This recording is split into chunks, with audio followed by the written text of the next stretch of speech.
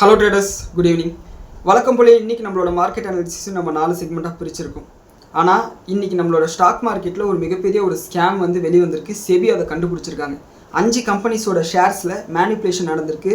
And அதை பற்றி நான் டீட்டெயில்டாக பேசுகிறேன். அண்ட் அதுலேருந்து நம்மள மாதிரி சாதாரண இன்வெஸ்டர்ஸ் வந்து எப்படி தப்பிக்கிறதுன்னு சொல்லிடுறேன். அந்த ஸ்கேம் வந்து நீங்களும் அதில் வந்து மாட்டியிருக்கிறதுக்கு வாய்ப்பு இருந்திருக்கும். ஸோ அதை பற்றி டீட்டெயில்டாக நம்ம வந்து டிஸ்கஸ் பண்ண போகிறோம். அண்ட் வழக்கம் போல முதல் செக்மெண்ட்டில் ஜியோ பொலிட்டிக்கல் இவெண்ட்ஸ், அமெரிக்கா ஈரானில் என்ன நடந்தது, இந்த பேச்சுவார்த்தை வந்து என்ன நடந்துச்சுன்னு சொல்லிட்டு பார்த்துருவோம். அண்ட் கெவின் வார்ஷ் நேற்று யூரோப்பியன் சென்ட்ரல் பேங்கோட ஈவெண்ட்டில் சில விஷயங்கள் பேசியிருக்காரு. அண்ட் அது வந்து மார்க்கெட்டுக்கு பாசிட்டிவ் மாதிரி இருக்குது. அண்ட் இன்றைக்கி ஈவினிங் 6 மணிக்கு அமெரிக்காவோட நான் ஃபார்ம் பேரோல் டேட்டா வந்திருக்கு. அண்ட் அதுவும் வந்து மார்க்கெட்ஸுக்கு பாசிட்டிவ் மாதிரி இருக்குது. அது எல்லாத்தையும் பார்த்துருவோம். ரெண்டாவது செக்மெண்ட்டில் இந்திய பொருளாதாரத்துக்கு சாதகமாக சில செய்திகள் வந்திருக்கு. அதை பற்றியும் நம்ம பார்த்துருவோம். அண்ட் ஜப்பானோட பிரைம் மினிஸ்டர் நம்மளோட இந்தியாவுக்கு வந்திருக்காங்க. இதுதான் ஃபஸ்ட்டு டைம் அவங்க பதவி ஏற்றதுக்கப்புறம் இந்தியாவுக்கு வருது. ஸோ என்னென்ன விஷயங்கள் நடந்ததுன்னு சொல்லிட்டு பார்த்துருவோம். அண்ட் மூணாவது செக்மெண்ட்டில் நம்மளோட போஸ்ட் மார்க்கெட் அனாலிசிஸ், நிஃப்டி மற்ற செக்டார்ஸ் எப்படி பர்ஃபார்ம் பண்ணிச்சுன்னு பார்த்துருவோம். ஃபார்மா செக்டாருக்கு ஒரு நெகட்டிவான விஷயம் இருக்குது. பேங்க் நிஃப்டி இன்றைக்கி பாசிட்டிவாக இருந்திருக்கணும். ஆனால் பேங்க் ஆஃப் பரோடா ஒரு காரணத்தினால இன்றைக்கி வந்து பேங்க் நிஃப்டி வந்து ஃப்ளாட்டாக முடிஞ்சிருக்கு. வெறும் 1 பாயிண்ட் அளவுக்கு மைனஸில் முடிஞ்சிருக்கு. அது என்ன மேட்டர்னு சொல்லிட்டு பார்த்துருவோம். அண்ட் 4வது செக்மெண்ட்டில் ஸ்டாக் ஸ்பெசிஃபிக் நியூஸ். அந்த செக்மெண்ட்டில் கிட்டத்தட்ட 20 கம்பெனிஸ் பற்றின செய்திகள் இருக்குது. அதையும் வந்து டீட்டெயிலாக பார்த்துருவோம். இந்த வீடியோ பாருங்கள். இந்த வீடியோ பார்க்குற பட்சத்தில் இந்த வீடியோவில் இருக்கக்கூடிய தகவல்கள் உங்களோட ட்ரேடிங் ஆர் இன்வெஸ்டிங் யூஸ்ஃபுல்லாக இருக்குன்னு நீங்கள் நினச்சிங்கன்னா இந்த வீடியோக்கு ஒரு லைக் கொடுங்க. அண்ட் இந்த வீடியோ பற்றின உங்களோட கருத்துக்களை கீழே கமெண்ட்ஸில் பதிவிடுங்க. நேற்றுனா இன்றைக்கி ஈவினிங் வந்து ஒரு கமெண்ட் வந்தது. நம்மளோட ஃபண்டமெண்டல் அண்ட் டெக்னிக்கல் அனாலிசிஸ்க்கு ஒரு கமெண்ட் வந்தது. அந்த கமெண்ட் என்னென்னா, ஆஃப்லைன் கிளாஸ் எடுங்க ப்ரோ, எங்களுக்கு ரொம்ப யூஸ்ஃபுல்லாக இருக்கும் அப்படின்னு சொல்லிட்டு கமெண்ட் வந்தது. நான் வந்து இந்த மாதிரி ஆஃப்லைன் கிளாஸுக்கு எதிராக கிட்டத்தட்ட நம்மளோட பல வீடியோஸில் வந்து நான் பேசியிருக்கேன். ஏன்னா ஷேர் மார்க்கெட்டை வந்து யார் வருவாங்கன்னா, எப்படியாவது நம்ம கஷ்டம் தீர்ந்துடணும், நம்ம கொஞ்சம் அதிகமாக பணம் சம்பாதிச்சா கூட நம்மளோட வாழ்க்கையை மாற்றிக்கலாம் அப்படின்றவங்க தான் வராங்க. ஆனால் அதை வந்து சில பேர் வந்து மிஸ்யூஸ் பண்ணுறாங்க. அதாவது ஒருத்தனோட அந்த தேவையை வந்து பயன்படுத்திக்கிறாங்க.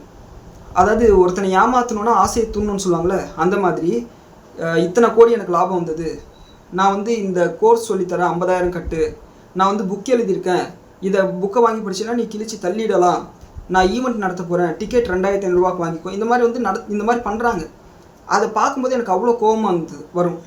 அதுலேருந்து எப்படியாவது மக்களை காப்பாற்றணும்னு சொல்லிட்டு நான் எத்தனையோ பேசியிருக்கேன். ஆனால் நம்ம வீடியோக்கிலேயே ஒருத்தர் வந்து இப்படி கேட்குறது எனக்கு ஆச்சரியமாக இருக்குது.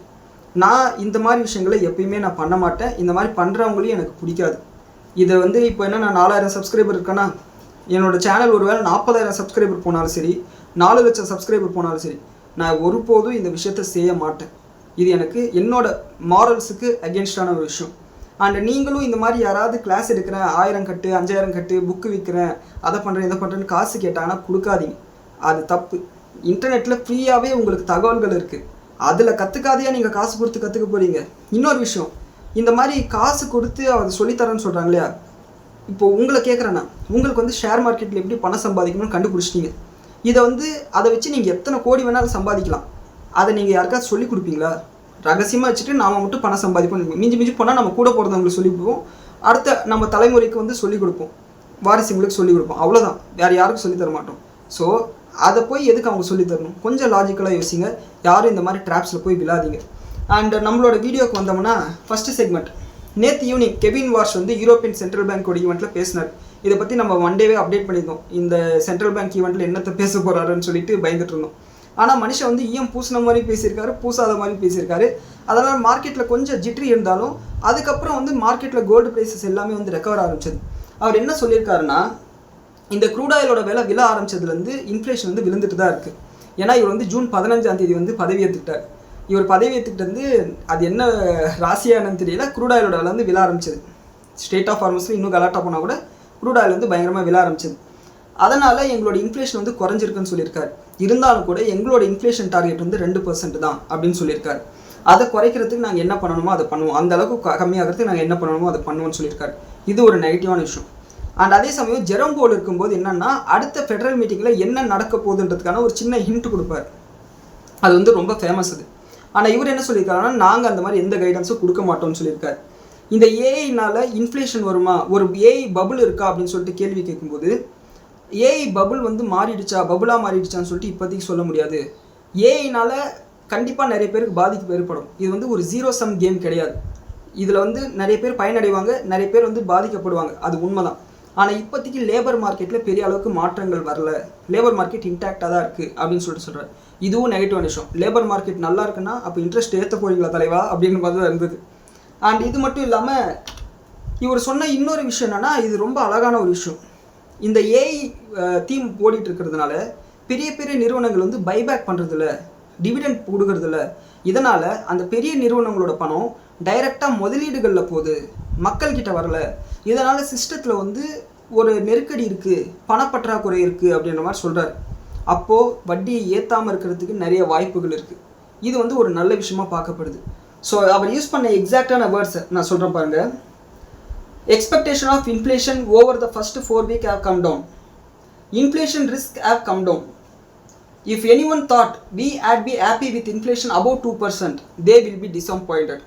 அதாவது 2% மேலே இன்ஃப்ளேஷன் குறித்து நாங்கள் ஸ்ட்ரிக்டரான ஆக்ஷன் எடுப்போம். We will be an independent central bank, no changes in independence. நாங்கள் வந்து யார் பேச்சு கேட்க மாட்டோம், எங்களுக்கு என்ன தோணுதோ அதை தான் செய்வோம் அப்படின்ற மாதிரி சொல்லியிருக்காங்க. அண்ட் இன்னும் ஒரு 12 மாதத்துக்குள்ளார, அடுத்த ஒரு வருஷத்துக்குள்ளார நாங்கள் எக்கனாமியை ஸ்டடி பண்ணுற மாடல்ஸையே நாங்கள் மாற்ற போகிறோம், முழுக்க முழுக்க டெக்னாலஜி வந்து அதில் உட்புகுத்த போகிறோம்னு சொல்லிட்டு அவர் சொல்லியிருக்காரு. இது கேட்ட உடனே மார்க்கெட் முதல்ல பயந்தாலும் இந்த மாதிரி சில ஸ்டேட்மெண்ட்டும் வந்து ஓகே இன்ஃப்ளேஷன் குறையுது, 2% அளவு குறையிலனா கூட குறையுது, சிஸ்டத்தில் பணம் இல்லை, பணப்பற்றாக்குறை இருக்குன்றது ஃபெடரல் ரிசர்வ் சேர்மன் பேசுகிறார். இந்த 2 பாசிட்டிவான இஷ்யூ. அதே சமயம் லேபர் மார்க்கெட் வந்து பாதிக்கப்படலை, இன்டாக்டாக இருக்குது, நாங்கள் இன்ஃப்ளேஷனை குறைக்கிறதுக்கு என்ன வேணாலும் பண்ணுவோம், நாங்கள் இண்டிபெண்ட்டான பேங்க்னு சொன்னது நெகட்டிவான விஷயம். இதை தான் வந்து நான் இஎம் பூசின மாதிரி இருந்தது, பூசாத மாதிரி இருந்ததுன்னு சொன்னேன். ஆனால் இருந்தாலும் கூட இது கோல்டு ப்ரைஸஸ்க்கு ஒரு ஸ்டெபிலிட்டியே கொடுத்தது. நேற்று ஈவினிங்கே வந்து கோல்டு ப்ரைஸஸில் ஒரு ரெக்கவரி வந்து நம்மளால் பார்க்க முடிஞ்சது. $4060-70 பக்கத்தில் ட்ரேட் ஆகிட்டு இருந்தது. ஸோ அதுக்கான காரணம் இது தான். அண்ட் நேற்று பிரசிடென்ட் ட்ரம்ப் வந்து ஈரானை பற்றி ஒரு சின்ன ஸ்டேட்மெண்ட் பண்ணியிருக்காரு. அவருக்கு வந்து இந்த அவரோட சொத்து மதிப்பு வெளியே காமிச்சதே அதே வந்து ஒரு பஞ்சாயத்தாக போயிட்டுருக்கு. தம்பி பிட்காயினே விலையேறல, அப்புறம் நீ மட்டும் எப்படிப்பா 1 பில்லியன் அளவுக்கு சம்பாதிச்சுன்னு சொல்லிட்டு அங்கே ப்ரெஸ் வந்து கேள்வி கேட்டுருக்காங்க, எதிர்கட்சியில் கேள்வி கேட்டுட்டு இருக்காங்க. கண்டிப்பாக வந்து மிட் டர்ம் எலெக்ஷனில் வந்து அது ரிஃப்ளெக்ஷன் காமிக்கும். அப்படி இருக்கும்போது ஈரான் தரப்பில் வந்து அவர் வந்து ஃபோக்கஸ் பண்ண முடியாது இல்லையா, அதனால் கம்மியாக தான் ஸ்டேட்மெண்ட் பண்ணியிருக்காரு. ஈரானோட பேச்சுவார்த்தை வந்து சிக்னிஃபிகண்ட் ப்ராக்ரஸில் இருக்குது, ஒரு சுமூகமான ஒரு பாசிட்டிவான ப்ராக்ரஸில் இருக்குது அப்படின்னு சொல்லிட்டு சொன்னார். ஜேடி வான்ஸ் என்ன சொல்லியிருக்காருன்னா, இப்போதைக்கு நாங்கள் ஈரானை அடிக்க வேண்டிய அவசியம் இல்லை. இவர் வந்து விர்ஜினியாவில் ஒரு நேவல் பேஸுக்கு போயிருக்காரு, ட்ரைனிங் பேஸ் மாதிரி. அங்கே பேசும்போது என்ன சொல்லியிருக்காருன்னா, இப்போதைக்கு ஈரானை அடிக்க வேண்டிய அவசியம் இல்லை, ஒரு வேளை அவங்க நியூக்ளியர் ப்ரோக்ராமை மறுபடியும் ஆரம்பித்தாங்கன்னா அப்போ வேணால் குண்டு போடலாம் அப்படின்ற மாதிரி இவரும் சொல்லியிருக்காரு. இதெல்லாம் இப்படி இருக்கும்போது நேற்று நைட்டு 11 மணிக்கு மேலே கத்தார் வந்து அமெரிக்கா ஈரான் பேச்சுவார்த்தை முடிஞ்சிருச்சுன்னு சொன்னாங்க. பார்க்கவே இல்லை, மீட் பண்ணவே இல்லை, அப்படி கூட எப்படி முடிஞ்சிருச்சுன்னு கேட்டிங்கன்னா, இந்த வந்து இன்டைரக்ட் டாக்ஸாக வந்து போயிட்டு இருந்தது தான். ஏன்னா மண்டே விடியற் காலையில் வந்து ஆக்சிஸோட செய்தி ஊடகம் என்ன சொன்னாங்கன்னா, இந்த மாதிரி கத்தாரில் டோஹாவில் வச்சு பேச்சுவார்த்தை நடக்க போகுது அப்படின்னு சொல்லிட்டு சொன்னாங்க. ஸோ பேச்சுவார்த்தை நடக்க போது, எந்த இடத்துல நடக்க போகுது அந்த டீட்டெயில்ஸ் எல்லாம் வெளியே வரல. அண்டு மண்டே ஈவினிங் வந்து பிரசிடென்ட் ட்ரம்ப் வந்து செவ்வாய்க்கிழமை இந்த பேச்சுவார்த்தை நடக்க போகுதுன்னு சொல்லிட்டு அப்டேட் பண்ணார். ஸோ செவ்வாய்க்கிழமை யூஎஸோட என்வாய்ஸ் எல்லாம் வந்துட்டாங்க, ரெப்ரஸன்டேட்டிவ்ஸ் வந்துட்டாங்க. பேச்சுவார்த்தை நாளைக்கு நடக்கும், புதன்கிழமை நடக்கும்னு சொன்னாங்க. புதன்கிழமை நைட் வந்து பேச்சுவார்த்தை முடிஞ்சிருச்சுன்னு சொல்லிட்டாங்க. யாரும் வந்து டைரெக்டாக மீட் பண்ணல. இந்த பேச்சுவார்த்தையோட முடிவில் வந்து எந்த விதமான பெரிய தீர்வுகளும் எட்டப்படலை, அதுதான் உண்மை. ஆனால் சில நியூஸ் ரிப்போர்ட், அல் அரேபியா மாதிரியான சில நியூஸ் ஏஜென்சிஸ் என்ன சொல்கிறாங்கன்னா, ஈரானுக்கு $3 பில்லியன் அளவுக்கு ஃப்ரீஸ் பண்ணி வச்சிருக்கக்கூடிய அசட்ஸ் வந்து ரிலீஸ் பண்ணுறதுக்கு அமெரிக்கா ஒத்துக்கிட்டதா சில செய்திகள் சொல்கிறாங்க. ஆனால் அமெரிக்கா தரப்புலேருந்து அஃபிஷியலான ஸ்டேட்மெண்ட் வரல, ஈரான் தரப்புல வந்து அஃபிஷியலான ஸ்டேட்மெண்ட்ஸ் வரல. அண்ட் என்ன சொல்லியிருக்காங்கன்னா, ஆக்சியஸோட ரிப்போர்ட் என்ன சொல்கிறாங்கன்னா, அமெரிக்கா ஈரான் அடுத்த ஒரு வாரத்துக்கு இந்த டீஎஸ்கலேஷன் பண்ணலாம், இந்த ஸ்டேட் ஆஃப் ஹார்மஸில் நீயும் பிரச்சனை பண்ணாத நானும் பிரச்சனை பண்ணாதன்னு சொல்லிட்டு ஒத்துக்கிட்டு இருக்காங்க. அண்ட் அது மட்டும் இல்லாமல் இன்னும் ஸ்டேட் ஆஃப் ஹார்மஸை யார் கண்ட்ரோல் பண்ணுறதுன்ற ஒரு பிரச்சனை தான் வந்து ஓடிட்டுருக்கு அப்படின்னு சொல்லிட்டு சொல்கிறாங்க ஆக்சியோஸ். அண்டு அமெரிக்கா தரப்பில் என்ன சொல்லியிருக்காங்கன்னா, அமெரிக்கா தரப்பில் ஈரானுக்கு என்ன சொல்லியிருக்காங்கன்னா, நீங்கள் ஸ்டேட் ஆஃப் ஹார்மஸில் இந்த டோல் வாங்குறதை விட நாங்கள் உங்கள் மேலே சாங்ஷன்ஸ் எல்லாம் எடுத்துருக்கோம் இல்லையா, அதில் வந்து உங்களுக்கு எக்கனாமிக் பெனிஃபிட் அதிகம், அதை கன்சிடர் பண்ணுங்கள், நீங்கள் ஏன் டோல் வாங்குறதுலே குறியாக இருக்கீங்க அப்படின்னு சொல்லிட்டு கேட்குறாங்க. என்னோட பேசிக் அனாலிசிஸ் படி நான் என்ன சொல்கிறேன்னா, என்னோட கணக்குப்படி நான் என்ன சொல்கிறேன்னா, இந்த டோல் வாங்குறதுன்றது வெறும் டோல் மட்டும் இல்லை, அந்த இடத்துல அவங்களோட அதிகாரத்தை நிலைநாட்டுறதுன்னு சொல்லிட்டு அர்த்தம். புரியுதுங்களா? இப்போது நம்மளோட வீட்டுக்கு இடத்துக்கு ப்ராப்பர்ட்டி டேக்ஸ் கட்டுறோம், அந்த இடம் வந்து நம்ம பேரில் தான் பட்டா பத்திரம் எல்லாம் இருக்கும், சரியா? இருந்தாலும் ப்ராப்பர்ட்டி டேக்ஸ் எது கட்டுறோம்? அரசாங்கத்தோட நிலம், பூமிக்கு அடியில் ஏதாவது கிடைச்சா அது அரசாங்கத்துக்கு தான் சொந்தம், காற்றுல இருக்கக்கூடிய ஸ்பெக்ட்ரம் அரசாங்கத்துக்கு தான் சொந்தம், இல்லை இந்த இந்த நிலத்துக்கு மேலே இருக்கக்கூடிய ஆகாயம் வந்து எனக்கு சொந்தம்னு சொல்ல முடியாது, அது அரசாங்கத்துக்கு தான் சொல்லணும். ஸோ நம்ம டேக்ஸ் கட்டுறதே அரசாங்கத்துக்கு உட்பட்ட ஒரு இடம் அப்படின்றத காரணத்தை தான் அர்த்தம். இவங்க டோல் வாங்கணும்னு நினைக்கிறதே அது எங்களுக்கு சொந்தம் அப்படின்னு சொல்லிட்டு தான். அமெரிக்கா வந்து டோல் வாங்காதுன்னு சொல்கிறதுக்கு நீ வந்து உரிமை கொண்டாடக்கூடாதுன்றதுக்காக. ஸோ இது வந்து இதே மாதிரி நீண்டுட்டு போக போது எப்போ முடிய போகுதுன்னு தெரியல. ஆனால் அடுத்த ஒரு வாரத்துக்கு அட்டாக்ஸ் நடக்கிறதுக்கான வாய்ப்புகள் கம்மி. காரணம் என்னென்னா, அடுத்த வாரம் வந்து அயத்துல்லா கமேனி இருக்கார் இல்லையா, முன்னாள் ஈரானோட சுப்ரீம் லீடர், அவரோட இறுதி சடங்கு நடக்க போகுது. இதுக்கான இன்விடேஷன் வந்து நம்மளோட பிரைம் மினிஸ்டருக்கு வந்தது. இன்னும் பல்வேறு உலக நாடுகளுக்கு வந்து போயிருக்கு. நம்மளோட தரப்புலேருந்து பீகாரோட கவர்னரும் ஒரு மினிஸ்டரும் வந்து போக போகிறாங்க. அண்ட் ரஷ்யா தரப்புலேருந்து அவங்களோட கவுன்சிலோட டெப்டி ஸ்பீக்கர் அவர் வந்து போக போகிறார். அண்ட் பாகிஸ்தானோட பிரைம் மினிஸ்டரும் போக போகிறாங்க. ஸோ இந்த மாதிரி அப்டேட்ஸ் வந்துருக்கு. ஸோ மிகப்பெரிய உலக நாடுகளோட தலைவர்கள் இருக்கும்போது அங்கே கலாட்டா நடக்காதுன்னு சொல்லிட்டு நம்ம நம்பலாம் அடுத்த ஒரு வாரத்துக்கு. ஸோ அதுக்குள்ளார ஏதாவது ஒரு பாசிட்டிவ் விஷயம் வந்து நிஃப்டி வந்து 25,000 கிராஸ் பண்ணுறதுக்கு வாய்ப்பு இருக்குது. ஸோ வெயிட் பண்ணி பார்க்கலாம். அண்ட் இது இப்படி இருக்கும்போது ரஷ்யா இன்னும் சில ஜியோ பொலிட்டிக்கல் ஈவெண்ட்ஸ் இருக்குது. அதில் பார்த்தோம்னா ரஷ்யா உக்ரைன் மேலே மறுபடியும் தாக்குதல் நடத்தியிருக்காங்க. கீவில் வந்து மிகப்பெரிய அளவுக்கு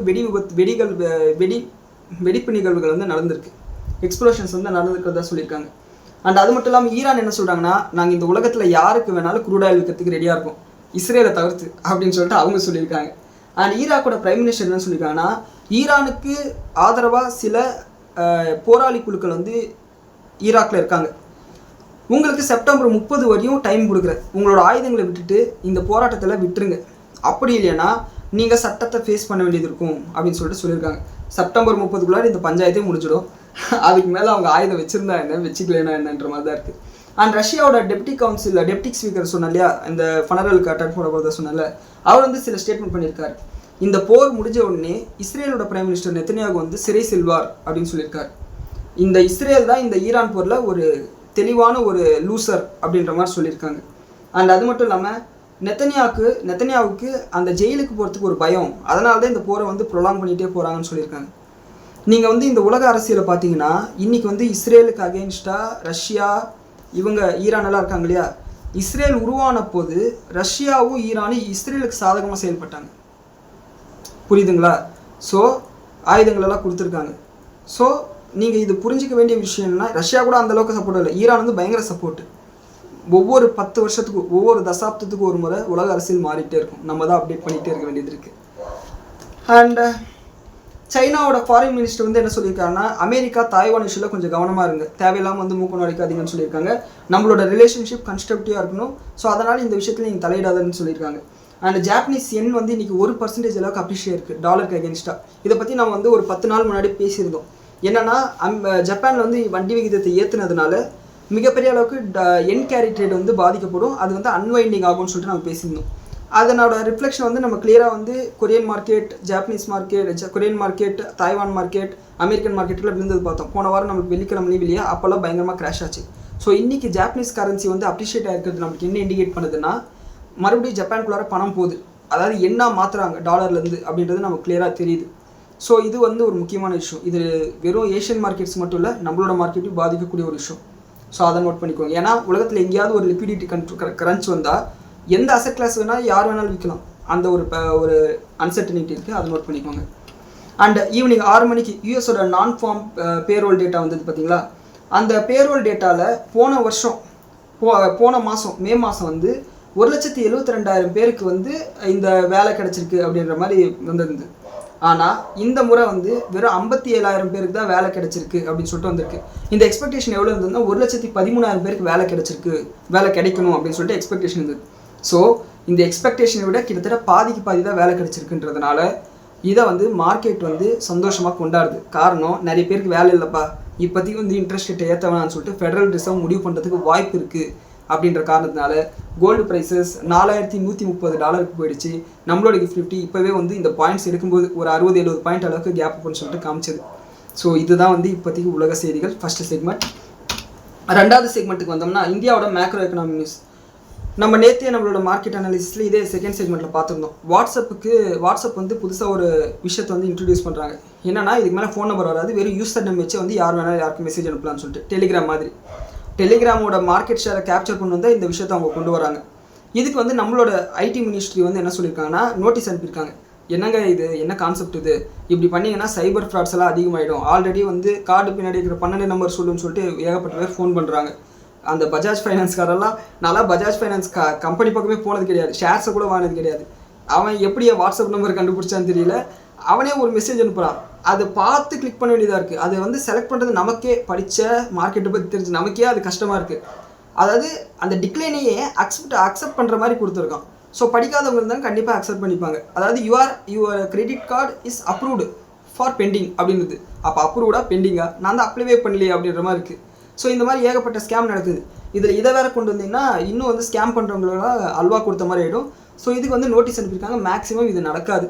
இவங்க பண்ணுற வேலையை பார்த்தா வாட்ஸ்அப்பை பேன் பண்ணிடுவாங்க போல இருக்குது. ஒருவேளை நம்மளோட வாட்ஸ்அப் சேனலில் நம்ம 500 ஃபாலோவர்ஸ் வந்துட்டாங்க, ரொம்ப ரொம்ப நன்றி. ஒருவேளை அந்த வாட்ஸ்அப்பை பேன் பண்ணாங்கன்னா இன்ஸ்டாகிராமுக்கு வந்துடுங்க, அங்கே மீட் பண்ணுவோம். அப்படியும் இன்ஸ்டாகிராமில் முடியலனா கூட நம்ம பிளாக்ஸ் எழுதுகிறோம், அங்கே வந்துடுங்க, அங்கே மீட் பண்ணுவோம். அண்ட் ஜப்பானோட பிரைம் மினிஸ்டர் டகேஷி அவர்கள் வந்து பார்த்திங்கன்னா இன்றைக்கி இந்தியாவுக்கு வந்திருந்தாங்க. 3 நாள் சுற்றுப்பயணமாக இந்தியாவுக்கு வந்திருக்காங்க. இதில் ஏகப்பட்ட எம்ஓஇஸ் வந்து சைன் பண்ணப்பட்டிருக்கு. கிட்டத்தட்ட 120 எம்ஓஇஸ் வந்து 129 எம்ஓஇஸ் புரிந்துணர்வு ஒப்பந்தங்கள் வந்து சைன் பண்ணப்பட்டிருக்கு ஜப்பான் கம்பெனிஸ்க்கும் இந்தியன் கம்பெனிஸ்க்கும். அண்ட் அது மட்டும் இல்லாமல் டெக்கு, ஏஐ, பயோகேஸ் மாதிரியான விஷயங்களையும், எனர்ஜி செக்யூரிட்டி மேலேயும் அண்ட் டிஃபென்ஸ் செக்யூரிட்டி மேலேயும் வந்து பார்த்திங்கன்னா நிறைய அக்ரிமெண்ட்ஸ் வந்து சைன் பண்ணியிருக்காங்க. அண்ட் ஜப்பானோட டெஸ்ட்ராயர் கப்பலோட நம்மளோட இந்தியன் நேவி வந்து கூட்டு ராணுவ பயிற்சி வந்து பண்ண போகிறத சொல்லியிருக்காங்க. இது பாசிட்டிவான விஷயம். ஏன்னா ஜப்பானோட ஸ்ட்ராட்டஜிஸ் வந்து நம்மளும் கற்றுக்க முடியும், நம்மளோட ஸ்ட்ராட்டஜிஸ் ஜப்பானும் கற்றுக்கலாம். ஸோ இது வந்து பாசிட்டிவான விஷயமாக பார்க்கப்படுது. ஸோ இதை நோட் பண்ணிக்கோங்க.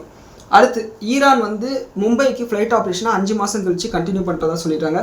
அண்ட் டெல்லி கவர்மெண்ட்டோட நியூ இவி பாலிசி இருக்குது பார்த்தீங்களா, அதாவது இப்போ ஏப்ரல்லேருந்து எல்லா வண்டியுமே வந்து இதுவாக தான் இருக்கணும், ஈவியாக தான் இருக்கணும். ஜனவரியிலேருந்தே எல்லா ஆட்டோஸும் ஈவியாக தான் இருக்குன்னு சொல்லிட்டு சொன்னாங்க இல்லையா. இதில் வந்து என்ன சொல்லியிருக்காங்கன்னா ஹைப்ரிட் வெஹிக்கிள், பெட்ரோலும் போடலாம், பேட்டரிலையும் ஓடுன்னு சொல்லிட்டு வண்டி இருக்குது பார்த்தீங்களா, அதுக்கான சப்சிடிஸை இன்சென்டிவ்ஸை வந்து கட் பண்ணுறதா சொல்லிட்டாங்க இந்த புது இவி பாலிசியில். இது யாருக்கு அடி வாங்கினா மகேந்திரா M&M இருக்குது பார்த்தீங்களா, அவங்களுக்கு வந்து அடி வாங்குறதுக்கு வாய்ப்பு இருக்குன்னு சொல்லியிருக்காங்க. இதை நோட் பண்ணிக்கோங்க. அண்ட் அது மட்டும் இல்லாமல் இந்தியா வந்து கிட்டத்தட்ட யூரோப்பியன் யூனியனோட 16,000 கப்பலை ரீசைக்கிள் பண்ணுற பிஸ்னஸை பண்ண போகிறதுக்கு வாய்ப்பு இருக்குன்னு சொல்லியிருக்காங்க. அண்ட் இந்த பிஸ்னஸோட மதிப்பு கிட்டத்தட்ட $8 பில்லியன் அப்படின்னு சொல்லியிருக்காங்க. அதாவது கப்பல் உடைக்கிற வியாபாரம். ஸோ உடைச்சிட்டு அந்த ஸ்கிராப்பெல்லாம் வந்து டிஸ்போஸ் பண்ணுவாங்க. இது வந்து பெரிய ஒரு வாய்ப்பாக தான் பார்க்கப்படுது. அண்ட் நம்மளோட கவர்மெண்ட் வந்து இந்த சோலார் பேஸ்ட் ரீசைக்கிளிங்க்கு புதுசாக ஒரு ஃப்ரேம் ஒர்க் வந்து உருவாக்க போகிறதா சொல்லியிருக்காங்க. இதை நோட் பண்ணிக்கோங்க. இது வாரி எனர்ஜிஸ் மாதிரியான கம்பெனிஸை எப்படி இம்பாக்ட் பண்ண சொல்லிட்டு நம்ம வெயிட் பண்ணி தான் பார்க்கணும். அண்ட் கவர்மெண்ட் வந்து அந்த IDBI பேங்கை வித்தே தீர்வுன்னு சொல்லிட்டு வெயிட் பண்ணுறாங்க. மறுபடியும் வந்து பல இன்வெஸ்டர்ஸ் கிட்ட வந்து பிட்ஸை வந்து இன்வைட் பண்ணியிருக்கிறதா சொல்லிட்டு இன்றைக்கி அப்டேட் பண்ணியிருக்காங்க. கூடிய சீக்கிரமே LICயோட OFS வரதுக்கு வாய்ப்பு இருக்குது. OFS வரும்போது LICயோட ஷேர்ஸ் வந்து பயங்கரமாக ஆயிடும், அதையும் நோட் பண்ணிக்கோங்க. அண்ட் இந்தியாவோட ஆயில் மினிஸ்டர் வந்து பார்த்தீங்கன்னா ஒரு அப்டேட் பண்ணியிருக்காரு. என்னென்னா ரஷ்யாவுக்கு திடீர்னு வந்து பெட்ரோல் டீசல் தட்டுப்பாடு வந்து ஏற்பட்டிருக்கு. அதனால் ரஷ்யாவுக்கு ட்ரேடர்ஸ் மூலிமா நாங்கள் பெட்ரோல் விற்கலான்னு சொல்லிட்டு நாங்கள் பிளான் பண்ணிகிட்ருக்கோம், அதுக்கான கெப்பாசிட்டி எங்களுக்கு இருக்குன்னு சொல்லியிருக்காங்க. அண்ட் அது மட்டும் இல்லாமல் இந்தியாவில் இந்த க்ரூட் ஆயிலோட ஸ்டோர் பண்ணி வச்சுருக்கக்கூடிய ஃபெசிலிட்டியை நம்ம இன்னும் அதிகப்படுத்தணும்னு சொல்லியிருக்காங்க. இது வந்து நோட் பண்ண வேண்டிய ஒரு விஷயம். அண்ட் இந்த ஒரு குவார்ட்டரில் மட்டும் கிட்டத்தட்ட 74,000 கோடி அளவுக்கு ஆயில் மார்க்கெட்டிங் கம்பெனிஸ்க்கு வந்து நஷ்டம் வந்திருக்கு அப்படின்னு சொல்லிட்டு அவர் சொல்லியிருக்காரு. இது என்ன, இதிலேருந்து நம்ம என்ன தெரிஞ்சுக்கணுன்னா, சில மிஸ்இன்ஃபர்மேஷன் வந்து இந்த ஆயில் மார்க்கெட்டிங் கம்பெனிஸை பற்றி போயிட்டுருக்கு. என்னென்னா நயாரா வந்து பெட்ரோல் விலையை குறைச்சிட்டாங்க, ஒரு தனியார் நிறுவனம் அவனே பெட்ரோல் விலையை குறைக்கிறான், நீ குறைக்கக்கூடாதா அப்படின்னு சொல்லிட்டு சில பேர் பேசுகிறாங்க. அவங்களுக்கு வந்து விஷயம் தெரியாமலாம் இல்லை, பேசணும்னு பேசுகிறாங்க. ஆனால் நம்ம வந்து மக்கள்கிட்ட அதை எடுத்து சொல்லணும். இந்த க்ரூட் ஆயிலோட விலை ஏறும்போது நம்மளோட இந்திய அரசாங்கம் கிட்டத்தட்ட மே 15ஆம் தேதி வரையும், அது எலெக்ஷன் காரணமாக கூட இருக்கலாம், நான் வந்து இல்லைன்னு சொல்லலை, மே 15ஆம் தேதி வரையும் இந்த பெட்ரோல் டீசல் விலையை ஏற்றலை. அதாவது பிப்ரவரி மாதம் 28ஆம் தேதி கடைசி நாள் வந்து போர் ஆரம்பிக்குது. மார்ச், ஏப்ரல், மே, அதாவது கிட்டத்தட்ட 2.5 மாதம் வந்து பெட்ரோல் டீசல் விலை ஏற்றலை. அந்த பெட்ரோல் டீசல் விலை ஏற்றாத நாட்களில் கிட்டத்தட்ட 1000 கோடி அளவுக்கு ஒரு நாளைக்கு நஷ்டம் வந்தது. ஈவன் அந்த பெட்ரோல் டீசல் விலை ஏற்றினதுக்கு அப்புறமா கூட ஒரு நாளைக்கு 600 கோடி ரூபாய் அளவுக்கு நஷ்டங்களை இந்த ஆயில் மார்க்கெட்டிங் கம்பெனிஸ் வந்து பார்த்துட்டு இருந்தது. ஸோ இந்த அளவுக்கு நஷ்டத்தை பார்த்ததுனால இப்போ க்ரூட் ஆயிலோட விலை கிட்டத்தட்ட ஒரு 10 நாளாக தான் குறைஞ்சிருக்கு. ஸோ வரும் நாட்களில் பெட்ரோல் டீசலோட விலை குறைக்கப்படலாம். ஸோ அதை நம்ம வெயிட் பண்ணி தான் பார்க்கணும். இந்த நயாரா விஷயத்துக்கு வந்தோம்னா, இந்த நயாரா வந்து பெட்ரோல் டீசல் விலையை க்ரூட் ஆயில் ஏற இவங்களும் ஏற்றுனாங்க. ஒரு கட்டத்தில் 120 ரூபா வரையும் இந்த நயாராவோட பெட்ரோல் வந்து போச்சு. அந்த விஷயத்தை வந்து யாரும் சொல்ல மாட்டாங்க. நயாரா பெட்ரோல் விலையை குறைச்சாங்க, எவ்வளோலேருந்து எவ்வளோ குறைச்சாங்க, 120லேருந்து குறைச்சாங்க, அதை சொல்லணும் இல்லையா, அதை சொல்ல மாட்டாங்க. இன்னொன்று, அவன் வந்து ஆல்ரெடி ஏற்றிட்டதுனால அவனுக்கு லாஸஸே கிடையாது, இதனால் அவனால் குறைக்க முடிஞ்சது. அண்ட் இந்த oil marketing companies IOCL, BPCL, HPCL எல்லாம் கவர்மெண்ட் கம்பெனி. கவர்மெண்ட் வந்து மக்கள்கிட்ட பணத்தை வாங்குறாங்க அப்படின்னு சொல்லிட்டு மக்களோட பணத்தை வந்து எடுக்கிறதுக்காக பிளான் பண்ணுறாங்கன்னு சொல்லிட்டு சொல்கிறாங்க. இந்த IOCL, BPCL, HPCL கவர்மெண்ட் மட்டும் இல்லை, பப்ளிக் ஷேர் ஹோல்டிங் இருக்குது. அதாவது இந்த HPCL 8% அளவுக்கு பப்ளிக் ஷேர் ஹோல்டிங் இருக்குது. ஐஓசிஎல்ல 10% அளவுக்கு பப்ளிக் ஷேர் ஹோல்டிங் இருக்குது. பிபிசிஎல்ல 8.5% அளவுக்கு பப்ளிக் ஷேர் ஹோல்டிங் இருக்குது. இவங்கள ஹெச்பிசிஎல் வந்து 6%, ஐஓசிஎல் வந்து 5%, பிபிசிஎல் வந்து 5.6% டிவிடெண்ட் ஈல்டு கொடுக்குறாங்க. நீங்கள் ஒரு வேளை ஷேர் ஹோல்டராக மாறினீங்கன்னா அவங்க சம்பாதிக்கிற பணத்தில் நமக்கும் வந்து லாபம் வரும், டிவிடெண்ட் வரும். சரியா? ஸோ இது முழுக்க முழுக்க கவர்மெண்ட் கம்பெனி இல்லை. அப்படியே கவர்மெண்ட் லாபம் சம்பாதிச்சாலும் அந்த பணம் மறுபடியும் நலத்திட்டங்களாக மறுபடியும் மக்களுக்கு தான் வரப்போகுது. அண்ட் இப்போ இந்த லாஸஸை வந்து ஒன்ஸ் பிரேக் ஈவன் பண்ணிட்டாங்கன்னா பெட்ரோல் டீசல் விலை குறையலாம். ஸோ இது வந்து மிஸ்இன்ஃபர்மேஷனை பரப்பக்கூடாது. அதே மாதிரி கமர்ஷியல் சிலிண்டர்ஸில் ஏற்றும் போது 1800 ரூபா இருந்தது, 1300 ரூபா ஏற்றுனாங்க. இப்போ மறுபடியும் குறைக்கும்போது வெறும் 180 ரூபா தான் குறைச்சிருக்காங்க அப்படின்னு சொல்லிட்டு சொல்கிறாங்க. விஷயம் என்னென்னா அதே மாதிரி டொமஸ்டிக் சிலிண்டருக்கு விலை குறைக்கலன்னு சொல்கிறாங்க. இந்த 2 அலிகேஷன். சரிங்களா? விஷயம் என்னென்னா இந்த கேஸ் சப்ளையில் இன்னுமே வந்து பார்த்திங்கன்னா ரிஸ்ட்ரெயின் இருக்குது. இந்த கேஸ்ன்றது வெறும் சமையல் எரிவாயு மட்டும் இல்லை, இந்த கேஸை வச்சு தான் யூரியா தயாரிக்கிறாங்க, அதையும் நம்ம பார்த்தோம். கேஸ்ன்றது பல இண்டஸ்ட்ரீஸ்க்கு வந்து போகுது, அதையும் நம்ம பார்த்தோம். அதனால் கமர்ஷியல் கேஸ் சிலிண்டரோட ப்ரைஸஸ் கொஞ்சம் கொஞ்சமாக தான் குறைப்பாங்க. ஒன்று. அண்ட் அதே மாதிரி டொமஸ்டிக் சிலிண்டரோட விலையை ஏன் குறைக்கலன்னு சொல்லிட்டு கேட்குறாங்க. டொமஸ்டிக் சிலிண்டரோட விலையை ஏற்றலை, அதாவது ஒரு 50-60 ரூபா தான் ஏற்றுனாங்க, பெரிய அளவில் ஏற்றாதனால அது குறைக்கலை. ஸோ இந்த மாதிரி மிஸ்இன்ஃபர்மேஷன் வந்து சோஷியல் மீடியாவில் போயிட்டுருக்கு, அதை வந்து கிளாரிஃபை பண்ணலாம் தான். ஏன்னா வந்து முழுக்க அரசாங்கத்துக்கு எதிராக வந்து பேசுகிறாங்கன்னு போது அதை வந்து நம்ம கிளாரிஃபை பண்ணிட்டு தான். அண்ட் அடுத்து ஸ்டாக் மார்க்கெட்டில் கிட்டத்தட்ட 144 கோடி ரூபாய் அளவுக்கு ஸ்கேம் நடந்திருக்கு. இந்த ஸ்கேமை வந்து 5 கம்பெனிஸில் ஸ்டாக்கை மேனிப்புலேட் பண்ணியிருக்காங்க. இது எப்படி நடக்கும்னா, ஒரு சின்ன micro gap company, small cap கம்பெனியில் போய் ஷேர்ஸ் வந்து பெரிய அளவில் வந்து வாங்கிடுவாங்க. அவங்க வாங்கும்போதே எஸ்எம்எஸ்ல எல்லாம் மெசேஜ் வரும், இந்த கம்பெனியோட ஷேர் 500 மடங்கு விலையேற போகுது, பெரிய ஒரு கவர்மெண்ட் ஆர்டர் கிடைக்க போகுதுன்னு சொல்லிட்டு மெசேஜ் வரும். உங்கள் எல்லாருக்குமே அந்த மெசேஜ் வந்துருக்கும். ஷேர் மார்க்கெட் எல்லாருக்கும் அந்த மாதிரி மெசேஜஸ் வரும். அந்த மாதிரி மெசேஜ் அனுப்பி ஓ அப்படியா அப்படின்னு சொல்லிட்டு போய் நம்ம அந்த ஷேரை வாங்குவோம். வாங்கினதுக்கப்புறம் அவங்க எல்லாரும் வந்து பார்த்திங்கன்னா டம்ப் பண்ண ஆரம்பிப்போம். நம்ம வாங்க அவங்கெல்லாம் விற்றுக்கிட்டே வெளியே வந்துட்டு இருப்பாங்க. திடீர்னு ஒரு நாள் லோயர் சர்க்யூட் அடிக்கும். லோயர் சர்க்யூட் அடிச்சுக்கிட்டே இருக்கும், நம்மளால் எக்ஸிட்டே பண்ண முடியாது. இந்த மாதிரி ஒரு ஸ்கேமை கிட்டத்தட்ட 226 அக்கௌண்ட்ஸை வச்சு பண்ணியிருக்காங்க. அண்ட் இது வந்து 5 லிஸ்டட் கம்பெனிஸில் வந்து இந்த மாதிரி மேனிப்புலேஷன் பண்ணியிருக்காங்க. அந்த கம்பெனிஸோட பேர் பார்த்தீங்கன்னா மௌரியா உத்யோக் அப்படின்ற கம்பெனி. அவங்களோட மார்க்கெட் கேப் வந்து 120 கோடி. விஷால் ஃபேப்ரிக்ஸ் இவங்களோட மார்க்கெட் கேப் 500 கோடி. 7NR ரீட்டைல் இவங்களோட மார்க்கெட் கேப் 16 கோடி. ஜிபிஎல் இண்டஸ்ட்ரீஸ் 1,42 லட்சம் தான் market cap. Penny stock. Darjeeling ropeway இவங்களோட மார்க்கெட் கேப் 25 கோடி. ஸோ இதனால தான் சொல்கிறேன், சின்ன மைக்ரோ கேப் கம்பெனியில் ஒரு 1000 கோடி ரூபாய் கீழே மார்க்கெட் கேப் இருக்கிற கம்பெனிலலாம் போகாதீங்க. இந்த மாதிரி மேனிப்புலேஷன் நடக்கிறதுக்கான வாய்ப்புகள் இருக்குது. ஸோ ஸ்டாக் மார்க்கெட்ன்றது ஒரு பெரிய கடல், அதில் நாம் தான் நம்மளை காப்பாற்றிக்கணும். நிறைய பேர் வந்து ஆசை வார்த்தையை காமிச்சு இந்த மாதிரி மெசேஜ் அனுப்பிச்சு ஸ்கேம் பண்ணுவாங்க. ஸோ பத்திரமா இருங்க. ஸோ இதை எப்படி செபி கண்டுபிடிச்சாங்கன்னா, இந்த வாட்ஸ்அப் குரூப்பில், அது மாதிரி டெலிகிராம் குரூப்பில் பேங்க் டிரான்சாக்ஷன்ஸு இந்த மாதிரி எல்லா விஷயங்களையும் ட்ராக் பண்ணும்போது இந்த மாதிரி ஒரு ஸ்கேம் நடந்திருக்குன்னு சொல்லிட்டு அவங்க கண்டுபிடிச்சிருக்காங்க. கிட்டத்தட்ட ஃப்ளைட் டிக்கெட்ஸ்லாம் வந்து ட்ரெயில் பண்ணியிருக்காங்க. அதை வச்சு லிங்க் பண்ணும்போது தான், ஏன்னா இப்போ வந்து ஒரு கேங்காக வந்து பண்ணுறாங்கன்னு வச்சுக்கோங்களேன், அவங்களுக்கு வந்து ஃப்ளைட் டிக்கெட் போடணும் இல்லையா, ஒரே அக்கௌண்ட்லேருந்து எல்லாருக்கும் ஃப்ளைட் டிக்கெட் போடுவாங்களா, ஓ அப்போ நீ இந்த அக்கௌண்ட்லேருந்து இத்தனை பேருக்கு ஃப்ளைட் டிக்கெட் போட்டிங்கன்னா அப்போ இவங்கெல்லாம் வந்து இந்த குரூப்பில் வந்து சம்மந்தப்பட்டிருக்காங்கன்னு சொல்லிட்டு அவங்க எல்லாரையும் தூக்கியிருக்காங்க. ஸோ இது வந்து ஒரு பாசிட்டிவ் விஷயமாக பார்க்கப்படுது. இப்படி ஒரு ஸ்கேம் நடக்கிறத கண்டுபிடிச்சாங்க இல்லையா. நான் இந்த மாதிரி கம்பெனியெல்லாம் வந்து இன்வெஸ்ட் பண்ண மாட்டேன், அண்ட் நம்மளோட வியூவர்ஸ்க்கும் அதை சொல்ல மாட்டேன். இருந்தாலும் இந்த மாதிரி கம்பெனிஸ் வந்து மெசேஜில் யாராவது நீங்கள் பார்த்தீங்கன்னா கூட இதெல்லாம் வாங்காதீங்க, பார்த்து உஷாராக இருங்க. அடுத்து 3வது segment post market analysis. And இந்த போஸ்ட் மார்க்கெட் அனாலிசிஸில் இன்றைக்கி நம்மளோட மார்க்கெட் எப்படி இருந்ததுன்னு சொல்லிட்டு பார்ப்போம். இன்றைக்கி காலையில் நம்மளோட மார்க்கெட் வந்து நார்மலாக ஒரு 50 பாயிண்ட் எல்லாம் கேப் அப்பில் ஓப்பன் ஆச்சு. ஆனால் இன்றைக்கி இன்வெஸ்டர்ஸுக்கு எல்லாருக்குமே வந்து பார்த்திங்கன்னா ஒரு இன்ப அதிர்ச்சி கொடுத்தது ஐடி ஸ்டாக்ஸ் தான். நேற்று ஐடி செக்டாரை வந்து போட்டு சாத்தினாங்க லாஸ்ட் 2 நாளாக. அந்த 2 நாளாக வந்து ஐடி செக்டார் விழுறதுக்குள்ளார எல்லா பக்கமும் அவ்வளோதான், ஐடி கம்பெனியே முடிய போகுது, அழிய போகுது அப்படின்னு சொல்லிட்டு ஆரம்பிச்சிட்டாங்க. ஆனால் இன்றைக்கி வந்து அப்படியே வந்து ரிவர்ஸ் பண்ணிட்டாங்க. ஐடி கம்பெனி ஏஐ வந்தால் கூட ஐடி கம்பெனிங்க அந்த அளவுக்கு வந்து நஷ்டம் வராது, அதுலேருந்து மீண்டு வந்துடும் அப்படின்னு சொல்லிட்டு பேச ஆரம்பிச்சிட்டாங்க. என்ன நடந்துச்சுன்னா, நேற்று கெவின் வாஷ் இந்த மாதிரி பேசினோடனே இன்ஃப்ளேஷனில் வட்டியை வந்து ஏற்ற மாட்டாங்கன்னு சொல்லிட்டு ஒரு கான்ஃபிடன்ஸ் இருந்தது. வட்டி ஏற்றலைன்னா டிஸ்கிரிஷனரி கன்சம்ஷன் மேலே ஒரு இம்பாக்ட் இருக்காதுன்னு சொல்லிட்டு ஒரு நம்பிக்கை வரும் பொதுவாகவே ஐடி கம்பெனிஸை இன்வெஸ்ட் பண்ணியிருக்காங்க. அது வந்து ஐடி கம்பெனிஸை ட்ரைவ் பண்ணியிருக்கு. அண்ட் அது மட்டும் இல்லாமல் அமெரிக்காவில் ஒரு புரோக்கர் இருக்காங்க, அவங்க என்ன சொல்லியிருக்காங்கன்னா, என்னதான் ஏஐ வந்தாலும் கம்ப்ளீட்டாக ஐடி கம்பெனிஸை டெஸ்ட்ராய் பண்ணாது, அந்த ஐடி கம்பெனிஸ் மேலே ஒரு சின்ன இம்பாக்ட் இருக்க தான் செய்யும், ஆனால் பெரிய இம்பாக்ட் இருக்காதுன்னு சொல்லியிருக்காங்க. ஏன் சார் இதை உங்களுக்கு 2 நாள் முன்னாடி தெரியாதா? அப்போ எதுக்கு நேற்றுலாம் ஐடி கம்பெனிஸ் அடிச்சிங்கன்ற மாதிரி தான் இருக்குது. அண்ட் இந்த 2 நாள் நடந்த ஃபாலில் எனக்கு என்ன தோணுதுன்னா, இந்த ஃபாலில் வாங்கலைன்னா கூட பரவாயில்ல விட்டுருங்க, ஆல்ரெடி வாங்கி வச்சுட்டு அச்சச்சோ போச்சா அப்படின்னு சொல்லிட்டு நஷ்டத்தில் விற்றுட்டு வெளியே வந்து அவங்களோட நிலைமை யோசிச்சு பாருங்களேன். இன்றைக்கி ஒரே நாளில் முந்தா நேற்று 2.5% விழுந்தது, நேற்று 2% விழுந்தது, மொத்தம் 4.5% விழுந்தது. வைஸ் வருஷா எப்படி வேணாலும் வந்துருக்கலாம். மொத்தம் 4% விழுந்தது, 4.5%. ஆனால் இன்றைக்கி ஒரே நாளில் 4.5% ஏறிடுச்சு. இன்ட்ராடேல ஒரு ஸ்டேஜில் 5% அளவுக்கு பாசிட்டிவ் மாறிச்சு. ஸோ நஷ்டத்தில் விற்றவங்களோட நிலைமை என்ன ஆகும் பாருங்கள். ஸோ இதனால தான் சொல்கிறேன், அசட் டைவர்சிஃபிகேஷனில் எம்பசைஸ் பண்ணுங்கள், முக்கியத்துவம் கொடுங்க. அதாவது ஒரு குறிப்பிட்ட ஸ்டாக்கில் 3% மேலே வைக்காதீங்க, ஒரு குறிப்பிட்ட செக்டாரில் 10% மேலே வைக்காதீங்க. அப்போ தான் அந்த கம்பெனியில் வந்து நம்ம தப்பான ஒரு இன்வெஸ்ட்மெண்ட் டிசிஷனே எடுக்க மாட்டோம். பொறுமையாக பார்ப்போம் என்ன நடக்குது அப்படின்னு சொல்லிட்டு.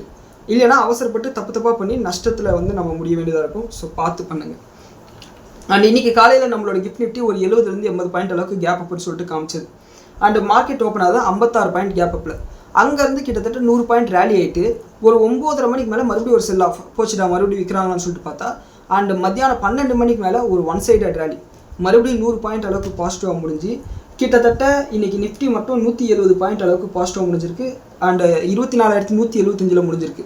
இன்றைக்கி ஆக்சுவலாக நான் காலையில் வந்து என்ன நினச்சேன்னா, பேங்கிங் ஸ்டாக்ஸ் வந்து நல்லா பர்ஃபார்ம் பண்ணும் அப்படின்னு சொல்லிட்டு நினச்சேன். ஏன்னா எப்பயுமே ஒரு மாதம் முடியும் போது அந்த மாதத்தோட பிஸ்னஸ் அப்டேட்டை பேங்கிங் ஸ்டாக்ஸும் ஆட்டோ கம்பெனிஸ் வந்து ரிலீஸ் பண்ணுவாங்க. நிறைய பேங்க்ஸ் வந்து பேங்கிங்கோட பிஸ்னஸ் அப்டேட் வந்து சூப்பராக கொடுத்துருந்தாங்க. நல்ல லோன் க்ரோத்து, நல்ல டெபாசிட் க்ரோத்து, நல்ல ஒரு அசட் குவாலிட்டின்னு சொல்லிட்டு நல்லா கொடுத்துருந்தாங்க. அதனால் பேங்கிங் வந்து நீங்கள் நல்லா பர்ஃபார்ம் பண்ணும். விப்ரோவோட ஏடிஆர் தான் 14% விழுந்திருக்கு, அவங்கள தான் போட்டு அடிப்பாங்கன்னு சொல்லிட்டு நான் பார்த்துட்டு இருந்தேன். சரி இன்றைக்கும் ஐடி கம்பெனி வந்து சீப்பாக கிடைக்கும் அப்படின்னு சொல்லிட்டு நான் பார்த்துட்டு இருந்தேன். கடைசியில் பார்த்தா இந்த பேங்க் ஆஃப் பரோடா ஒரு வேலையை பண்ணி வச்சுருக்கான். அதை வந்து நம்ம பேங்க்கை பற்றி பேசும்போது பார்ப்போம். அவனால் மொத்த பேங்க் நிஃப்டியும் வெறும் 1.40 பாயிண்ட் அளவுக்கு விழுந்திருக்கு. இந்த அளவுக்கு ஃப்ளாட்டாக வந்து பேங்க் நிஃப்டி லாஸ்ட்டாக எப்போ முடிஞ்சது அப்படின்னு சொல்லிட்டு எனக்கு தெரியல. ரொம்ப ஃப்ளாட் அந்த அளவுக்கு முடிஞ்சிருக்கு. ஸோ இதுதான் வந்து இன்றைக்கான மார்க்கெட் அனாலிசிஸ். இன்னொன்று, இந்த பேங்க் நிஃப்டியில் இந்த நெகட்டிவிட்டி வராமல் இருந்திருந்தால் இன்றைக்கி நம்மளோட நிஃப்டி இன்னொரு 100 பாயிண்ட் கூட ஏறி இருக்கும். ஏன்னா இந்த பேங்க் ஆஃப் பரோடா மட்டும் 100 பாயிண்ட் அளவுக்கு பேங்க் நிஃப்டி வந்து குறைச்சிருக்கு. அண்ட் அட்வான்ஸ் டிக்ளைன் ரேஷியோ பார்த்தோம்னா மொத்தம் 3300 கம்பெனியில் 2225 கம்பெனிஸ் பாசிட்டிவாகவும் 1145 கம்பெனிஸ் வந்து நெகட்டிவாக இருக்குது. ஆட்டோ செக்டார் 1% பாசிட்டிவாக இருக்குது. And pharma and health care 0.5% அளவுக்கு பாசிட்டிவாக இருக்குது. ஃபார்மாக்கு வந்து ஒரு நெகட்டிவான விஷயம் அது என்னன்னு பார்த்தோம்னா, சைனாவில் இவங்களோட ஃபார்மா கம்பெனிஸோட சேல்ஸ் வந்து அடி வாங்கியிருக்கு. கிட்டத்தட்ட 20 டபுள் டிஜிட்டில் சேல்ஸ் வந்து டவுன் ஆகும் சைனாவோட சேல்ஸ் அப்படின்னு சொல்லிட்டு அப்டேட் வந்திருக்கு. இது ஒரு நெகட்டிவான விஷயமாக பார்க்கப்படுது. இது Q1 நம்பர்ஸ் வந்து இம்பேக்டாக காட்டலாம். குறிப்பாக வந்து சைனாக்கு யாரெல்லாம் எக்ஸ்போர்ட் பண்ணுறாங்கன்னா, ரெட்டி, சிப்லா, அதுக்கப்புறம் சன்ஃபார்மா, இவங்க 3 பேரும் எக்ஸ்போர்ட் பண்ணுறாங்க. அடுத்து இந்த பேங்க் ஆஃப் பரோடா விஷயத்துக்கு வந்தோம்னா, இவங்களுக்கு வந்து 2020 NMC ஹெல்த் கேர்னு சொல்லிட்டு ஒரு ஹாஸ்பிட்டல் கம்பெனி, அவங்களுக்கு வந்து ஏகப்பட்ட லோன் கொடுத்துருக்காங்க. இவங்க NMC ஹெல்த் கேர் வந்து ஏகப்பட்ட பேர்கிட்ட லோன் வாங்கியிருக்காங்க. ஆனால் மற்ற இடத்துல லோன் வாங்கின விஷயத்த சொல்லலை. கடைசியில் யாரோ ஒருத்தருக்கு டிஃபால்ட் பண்ணும்போது வெளியே வந்திருக்கு.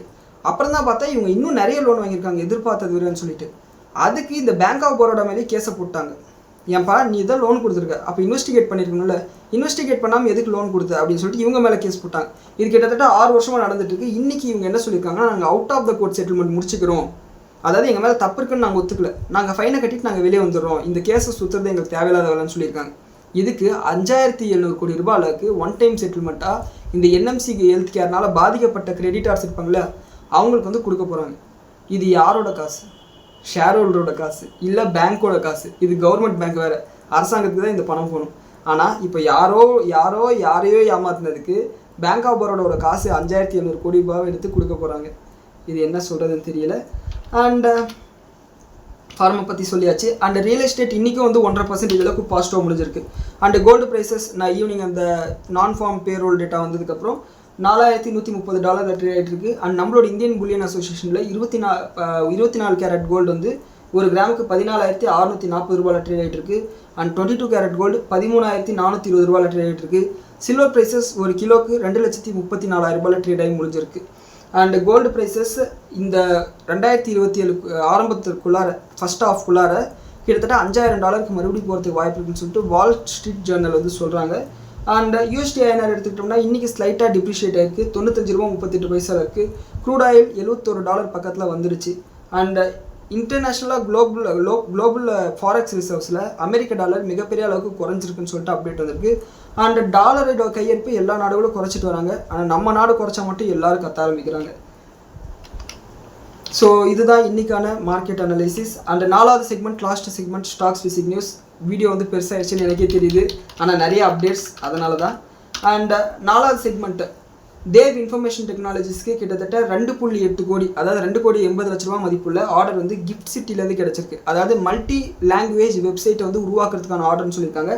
அண்ட் இந்த ஆர்டர் வந்து அடுத்த 2.5 வருஷத்துக்கு கண்டினியூ ஆகும்னு சொல்லியிருக்காங்க. இதை நோட் பண்ணிக்கோங்க, இது அவங்களுக்கு பாசிட்டிவ் விஷயம்.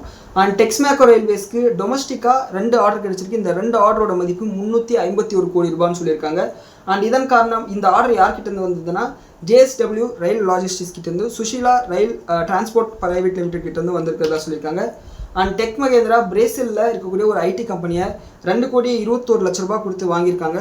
ஸோ இது வந்து ஒரு இன்ஆர்கானிக் அக்விசிஷன். இது வந்து டெக் மகேந்திராவுக்கு பாசிட்டிவான விஷயம். அண்ட் கிளென்மார்க்குக்கு ஒரு பாசிட்டிவான அப்டேட் கொடுத்துருக்காங்க. என்னென்னா இந்த ஓவரி கேன்சர் இருக்கு இல்லையா ஃபீமேலுக்கு, அண்ட் அந்த கேன்சருக்கான ஒரு ட்ரக் கவுனிட் அப்படின்னு சொல்லிட்டு அந்த ட்ரக்கோட phase 3 கிளினிக்கல் ட்ரையல்ஸில் வந்து இருக்கிறதா சொல்லியிருக்காங்க. ஒருவேளை இந்த ட்ரக் சக்ஸஸ்ஃபுல்லாக வெளியே வந்துச்சுன்னா இது மிகப்பெரிய ஒரு பாசிட்டிவான அப்டேட்டாக இவங்களுக்கு மாறுறதுக்கு வாய்ப்பு இருக்குது. அண்ட் அடுத்து இது முழுக்க இவங்களே கண்டுபிடிக்கிற ஒரு ட்ரக், அதை நோட் பண்ணிக்கோங்க. அண்ட் அடுத்து பஜாஜ் ஆட்டோட சேல்ஸ் வந்து அப்டேட் பண்ணியிருக்காங்க. அண்ட் இவங்களோட சேல்ஸ் வந்து இயர் ஆன் இயர் பேசிஸில் ஜூன் மாதத்தில் 1,00,000 வெஹிக்கல்ஸ் அளவுக்கு சேல்ஸ் வந்து இன்க்ரீஸ் ஆயிருக்கு டோட்டல் சேல்ஸ். அண்ட் எஸ்டிமேட் வந்து 4,55,000. இவங்களோட ஆக்சுவல் சேல்ஸ் வந்து பார்த்தீங்கன்னா 4,63,000. சேல்ஸ் வந்து சூப்பராக இருக்குது. அண்ட் டிவிஎஸ் மோட்டாரோட சேல்ஸ் கிட்டத்தட்ட 1,90,000 வெஹிக்கல்ஸ், கிட்டத்தட்ட 2,00,000 வெஹிக்கல்ஸ் வந்து சேல்ஸ் வந்து இன்க்ரீஸ் ஆயிருக்கு இயர் ஆன் இயர் பேசிஸில். அண்ட் இவங்களோட எஸ்டிமேட் வந்து 5,10,000 தான் வந்து சொல்லியிருந்தாங்க அனலிஸ்ட் எல்லாம். ஆனால் இவங்களோட ஆக்சுவல் சேல்ஸ் 5,90,000. இது பாசிட்டிவான விஷயம். அண்ட் அது மட்டும் இல்லாமல் இந்த எக்ஸ்போர்ட் சேல்ஸ் அதிகரிக்கிறதுக்காக வெளிநாடுகளில் வந்து டீலர்ஸை வந்து போட போகிறதா சொல்லியிருக்காங்க. இதுக்காக 2,000 கோடி ரூபாய் இந்த செக்மெண்ட்டுக்காக எக்ஸ்போர்ட்டுக்காக மட்டும் நாங்கள் இன்வெஸ்ட் பண்ண போகிறோம்னு சொல்லிட்டு டிவிஎஸ் சொல்லியிருக்காங்க. இதையும் வந்து நோட் பண்ணிக்கோங்க. அண்ட் அடுத்து ஜம்மு அண்ட் காஷ்மீர் பேங்கோட இந்த ஜூன் மாதத்தோட பிஸ்னஸ் அப்டேட் கொடுத்துருந்தாங்க. அதாவது இவங்களோட அட்வான்சஸ் லோன் கொடுக்குற விதம் வந்து பார்த்தீங்கன்னா 26% அளவுக்கு இன்க்ரீஸ் ஆயிருக்கு. அண்ட் டெபாசிட்ஸ் 16.25% அளவுக்கு இன்க்ரீஸ் ஆயிருக்கு. அண்ட் இதில் குறிப்பாக காசா டெபாசிட்ஸ் வந்து 7.48% அளவுக்கு இன்க்ரீஸ் ஆயிருக்கு. காசா டெபாசிட்டில் இயல்பாக வந்து அந்த டெபாசிட் பண்ணுறவங்களுக்கு வட்டி ரொம்ப கம்மியாக இருப்பாங்க. அந்த டெபாசிட்ஸ் வந்து 7% அளவுக்கு இன்க்ரீஸ் ஆயிருக்குன்னு சொல்லியிருக்காங்க. ஐடிசி வந்து பிரேவரேஜ் செக்மெண்ட்டில் வந்து இறங்க போகிறதா சொல்லியிருக்காங்க. அண்டு இவங்க வந்து ப்ரீமியம் செக்மெண்ட்டில் தான் இறங்க போகிறாங்க. கோகோனட் கோலா, அதாவது தேங்காய் பால் இருக்குது பார்த்தீங்களா, அதை பேஸ் பண்ணி ஒரு ஜூஸை வந்து கொண்டு வர போகிறாங்க மார்க்கெட்டுக்கு. அண்ட் சூனர் ஆர் லேட்டர் இவங்க வந்து கேம்போ கோலாவுக்கு போட்டியாக வரதுக்கு வாய்ப்பு இருக்குது. ரிலையன்ஸோடையும் மோத போகிறாங்க. என்ன ஏதுன்னு பார்க்கணும். 2 பேருமே ஜெயின்ஸ், யார் ஜெயிப்பாங்கன்னு தெரியல. அண்ட் அடுத்து கேபிட்டல் ஸ்மால் ஃபைனான்ஸ் பேங்கோட Q1 பிஸ்னஸ் அப்டேட் கொடுத்துருக்காங்க. இவங்களோட அட்வான்சஸ் 22% அளவுக்கு இன்க்ரீஸ் ஆயிருக்கு. அண்ட் இவங்களோட NPA வந்து இம்ப்ரூவ் ஆயிருக்கு. அண்ட் அது மட்டும் இல்லாமல் டெபாசிட்ஸ் வந்து 16% இன்க்ரீஸ் ஆயிருக்கு இயர் ஆன் இயர் பேசிஸில். இது வந்து பாசிட்டிவான விஷயம் தான். அண்ட் அடுத்து கால்ஸ்பர்க்னு சொல்லிட்டு ஒரு சாராய கம்பெனி, இவங்க வந்து IPOக்கு DRHP வந்து ஃபைல் பண்ணிட்டாங்க. இவங்க IPO மூலிமா கிட்டத்தட்ட 6,000 கோடி ரூபாய் அளவுக்கு ஃபண்ட் ரைசிங் பண்ண போகிறதா சொல்லியிருக்காங்க. இது OFS என்ன ஏதுன்னு சொல்லிட்டு இன்னும் டீட்டெயில்ஸ் வந்து வெளியே வரல. ஒன்ஸ் DRHP வந்து ரிலீஸ் ஆனதுக்கப்புறம் வந்து நமக்கு தெரிய வரும். அண்ட் இந்த கால்ஸ்பர்க் என்ன பிஸ்னஸ் பண்ணுறாங்கன்னா அதான் சொன்னாலே சாராய பிஸ்னஸ். அண்ட் இவங்க வந்து இந்தியாவிலே நம்பர் 2 இடத்துல இருக்காங்க, செகண்ட் பொசிஷனில் இருக்காங்க மார்க்கெட் ஷேரில். கிட்டத்தட்ட 22% அளவுக்கு மார்க்கெட் ஷேரை வந்து இவங்க ஹோல்ட் பண்ணுறாங்க. இது வந்து ஒரு நல்ல கம்பெனியாக தான் நமக்கு தெரியுது. பார்க்கலாம் எப்படி கிரே மார்க்கெட் ப்ரீமியம் இருக்குன்னு பார்த்துட்டு இதை அப்ளை பண்ணலாமா அப்படின்னு சொல்லிட்டு நம்ம முடிவு பண்ணிக்கலாம். அண்ட் அடுத்து BSEக்கு வந்து ஒரு நெகட்டிவான விஷயம் வந்திருக்கு. இந்த Q1ல் மிகப்பெரிய அளவுக்கு இவங்களோட ஆவரேஜ் டெய்லி டர்னர் வந்து குறைஞ்சிருக்கிறதா சொல்லியிருக்காங்க. அதாவது இந்த மார்ச் மாதத்தோட குவார்ட்டரில் இந்த average daily turnover 49% year on year பேசிஸில் வந்து இன்க்ரீஸ் ஆனது. ஆனால் இந்த ஜூன் குவார்ட்டரில் ஆவரேஜ் டெய்லி டர்ன் ஓவர் கிட்டத்தட்ட 2% தான் இயர் ஆன் இயர் பேசிஸில் வந்து இன்க்ரீஸ் ஆயிருக்கு. அதாவது BSEயோட க்ரோத் வந்து ஃப்ளாட் ஆகுது அப்படின்னு சொல்லிட்டு நம்ம எடுத்துக்கலாம் ஆவரேஜ் டெய்லி டர்ன் ஓவரில். அண்ட் ஆப்ஷன்ஸ் ட்ரேடிங்கில் இண்டெக்ஸ் ஆப்ஷன்ஸில் பார்த்தீங்கன்னா இவங்களோட வால்யூம் வந்து 32% அளவுக்கு குறைஞ்சிருக்கு. ஸோ இதை வந்து நோட் பண்ணிக்கோங்க. BSEயோட ஷேர் ப்ரைஸ் நெகட்டிவாக ரியாக்ட் பண்ணுறதுக்கு நிறைய வாய்ப்புகள் இருக்குது கம்மிங் டேஸில். அண்ட் அடுத்து பவர் கிரிட் கார்பரேஷனுக்கு இப்போ ஜப்பானோட பிரைம் மினிஸ்டர் வந்து நிறைய MOU சைன் பண்ணாங்க இல்லையா, அதில் ஒரு MOU வந்து பார்த்தீங்கன்னா பவர் கிரிட் கார்பரேஷன் ஜப்பான் வங்கிகள்லேருந்து கிட்டத்தட்ட 4,700 கோடி ரூபா அளவுக்கு வந்து லோன் வாங்க போகிறாங்க. நம்ம ஏற்கனவே சொன்ன மாதிரி ஜப்பானில் இன்ட்ரெஸ்ட் ரேட் ரொம்ப கம்மி. அங்கே வந்து லோனை வாங்கிட்டு அதை வந்து இங்கே பிஸ்னஸ் யூஸ் பண்ணாங்கன்னா அது வந்து ஒரு ஆர்பிட்ரேஜ் ஆப்பர்ச்சுனிட்டியாக கூட யூஸ் பண்ணிக்கலாம். ஸோ என்ன ஏதுன்னு சொல்லிட்டு வெயிட் பண்ணி பார்க்கணும். அண்ட் ஜப்பான் கரன்சியில் பார்த்தீங்கன்னா இது 80 பில்லியன் yen. அண்ட் ஜப்பானோட கரன்சி நம்மளோட கரன்சியோட மதிப்பில் வந்து ரொம்ப கம்மின்றதுனால இது வந்து நம்மளோட கரன்சியில் கன்வெர்ட் வந்து வெறும் 4,700 கோடி தான். அண்ட் NBCCக்கு இந்த Q1ல் இந்த 3 மாதத்தில் வந்து 955 crores மதிப்புள்ள ஆர்டர்ஸ் கிடச்சிருக்கு. அண்ட் கனரா பேங்க் வந்து தெலுங்கானா ஸ்டேட் கவர்மெண்ட்டோட ஒரு புரிந்துணர்வு ஒப்பந்தம் பண்ணியிருக்காங்க. இதுக்கு மேலே ஸ்டேட் கவர்மெண்ட்டோட சேலரி வந்து கனரா பேங்க் மூலியமாக தான் அவங்களோட எம்ப்ளாயிஸ்க்கு வந்து போய் சேரும். இது கனரா பேங்க்குக்கு பாசிட்டிவான விஷயமாக பார்க்கப்படுது. அண்ட் அடுத்து மேரிகோ அவங்களோட Q1 பிஸ்னஸ் அப்டேட் கொடுத்துருக்காங்க. இதில் வந்து ரெவன்யூ கிட்டத்தட்ட 20% அளவுக்கு இன்க்ரீஸ் ஆகும்னு சொல்லியிருக்காங்க. மார்ஜினும் வந்து இன்க்ரீஸ் ஆகும்னு சொல்லியிருக்காங்க. ஏன்னா இந்த தேங்காவோட விலை வந்து பெரிய அளவுக்கு குறைஞ்சிருக்கு. ஏன்னா பெரிய தேங்காவே வந்து 20 ரூபா கிடைக்குது. ஸோ நான் ரீசெண்டாக மார்க்கெட்டுக்கு போகும்போது பார்த்தேன். ஸோ இந்த தேங்காயோட விலை குறைஞ்சதுனால இந்த தேங்காய் எண்ணெய் மேலே இந்த மார்ஜின் வந்து இன்க்ரீஸ் ஆகிறதுக்கு வாய்ப்பு இருக்குது. அதுதான் இவங்களும் சொல்லியிருக்காங்க. வரும் நாட்களில் இவங்க வந்து ஒரு நல்ல ரிசல்ட் கொடுக்கறதுக்கு கூட வாய்ப்பு இருக்குது. அண்ட் இப்போ நம்ம பேசிகிட்டு இருக்கும்போது கிஃப்ட் நிஃப்டி அதே தான் ஒரு 60 பாயிண்ட் அளவுக்கு கேப் ஓப்பன் சொல்லிட்டு காமிக்குது. அமெரிக்கன் மார்க்கெட்டில் டவ் ஜோன்ஸ் வந்து 0.7% அளவுக்கு பாசிட்டிவாகவும், நாஸ்டாக் 2% அளவுக்கு நெகட்டிவாகவும், அண்ட் S&P 500 0.3% அளவுக்கு நெகட்டிவாகவும், கோல்டு ப்ரைஸஸ் $4120 ஒரு $10 அளவுக்கு ப்ராஃபிட் புக் ஆயிருக்கு. அண்ட் க்ரூட் ஆயில் எடுத்துக்கிட்டோம்னா $71.33 ட்ரேட் ஆகிட்டு இருக்குது. கிட்டத்தட்ட ஒரு 60 சென்ட்ஸ் அளவுக்கு வந்து இன்க்ரீஸ் ஆயிருக்கு. இதுதான் வந்து இப்போதைக்கு இருக்கிற நிலவரம். ஸோ ஆஸ் ஆஃப் நோ நாளைக்கு ஒரு கேப் அப்பில் இருக்கிறதுக்கு வாய்ப்புகள் அதிகமாக இருக்குது. ஸோ இந்த வீடியோ பற்றின உங்களோட கருத்துக்களை கீழே கமெண்ட் சொல்லுங்கள். நன்றி, வணக்கம்.